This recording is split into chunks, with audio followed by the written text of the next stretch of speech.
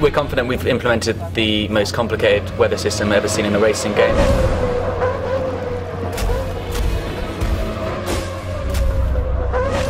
We've got basically three key components that make up the weather system. There's the visual effects, so in the dry it's the iconic heat haze, in the wet it's the visual effects on the camera, on the cars themselves, the rain on the track, the puddles, the surface reflections, the rooster tails, the kick-up spray from the tyres. The second aspect of it is the simulation, so how those visual effects tie into the track simulation.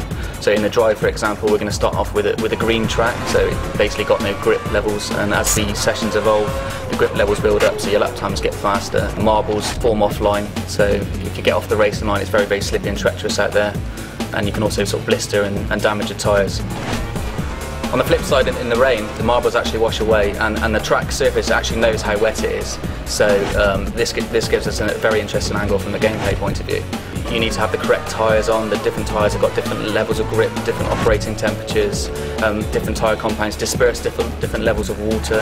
So the third part of the weather system is actually the effect it has on the gameplay. So we've got the visuals, we've got the simulation, and now how does it actually tie into the car handling? And just to add to the weather dynamics, the part I really enjoy playing at the moment is how the track will evolve as each car individually drives on that surface, and from wet to dry it will naturally dry where the cars have driven on, just like real life, and you're left with a completely dry circuit at that point, with puddles in the undulations, in the small undulations and curbs as well, and yeah, very, very accurate. You'll actually find that the gamers on wet tyres on the drying track will try and seek out those puddles to cool their tyres and stop them from damaging. So it's all about the sort of strategy elements at those points where the track's changing from wet to dry. When you're in the car, you've really got no idea what the weather's doing, but the teams back on the pit wall, they know by the radar where the weather is coming in from and how long it's going to last. And that's something that will be added into the game as well, that you'll be aware of what the weather's doing roughly, and then you can make your call on that, just like you would in real life. The weather system is set up to be completely dynamic for career. It changes over time. So you go to Spa, a typically very unpredictable track. You need to be prepared to alter your car balance as the race weekend progresses, so that when you're heading towards that Sunday race day, you think you've got a car set up that is going to be balanced for the predicted weather conditions. So players can be going along outside the points, and maybe they make a gamble, the clouds come in, the sky's darken, and maybe you preempt that the rain's going to come there and you change your tyres early, or vice versa, it's raining, it's beginning to dry, and you take a gamble maybe a lap too early that you're going to switch onto the dry tyres or the intermediate compound, and we're really going to get those sort of grey windows, and the player choice is going to be critical at those stages.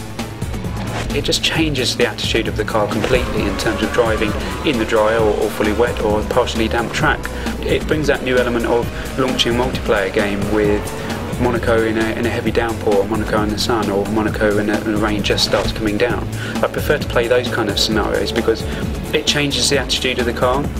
And I prefer to be doing that rather than switching tracks into reverse or playing point to point and so on and so forth. I mean, it's a huge team, it's a huge effort that's going into this title, and to be able to play a creative part in, picking the avenues that we're going to follow when it comes to Formula 1 is a huge deal to me. It's about making the game that I've always wanted to play.